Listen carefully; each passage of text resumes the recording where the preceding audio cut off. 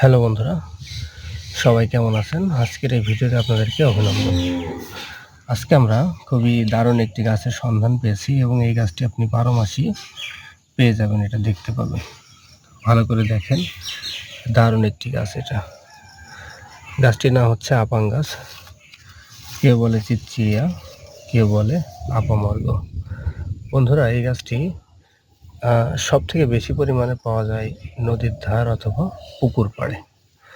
এটার যে জাত আজকে আমি আপনাদেরকে দেখাচ্ছি, এটা হলো একদম অরিজিনাল সাদা শ্বেত কালারের।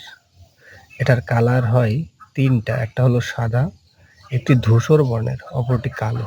তবে ধূসর এবং কালো এই বর্ণটা এক, অরিজিনাল ভাবের প্রকারভেদ দুইটো, সাদা কালো। বন্ধুরা, এই আপাং গাছের যখন ফুল হয়, তখন ফুলগুলোতে খুব ধার থাকে, ছোট ছোট হয়। তো সেজন্য এই গাছটিকে বিলাই খামচি নামেও কিন্তু অনেকে চিনে থাকে। তো এই আপাং গাছ, এই চিড়িয়া গাছ, কেউ বলে এটাকে লাটজিরা, আপামর্গ। এই গাছটির পাতা ঘা সারাতে, ব্যথা সারাতে, বিছে পোকায় কামড়ালে সেই বিষ দূর করতে কিন্তু এটা ব্যবহার করা হয়। এছাড়াও নানাবিধ উপকারিতা রয়েছে।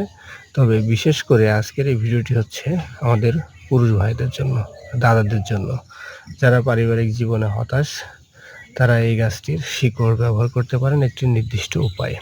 কী উপায় আমি বলে দিচ্ছি। গাছটি উঠাবেন, উঠিয়ে এর শিকড় কিছু পরিমাণে কেটে নেবেন অথবা শিকড়টা রস করে নেবেন। এই শিকড়ের রস 1 চামচ নিয়ে পান পাতার মধ্যে দিয়ে আপনাকে সকালে বাসি মুখে এটা খেতে হবে।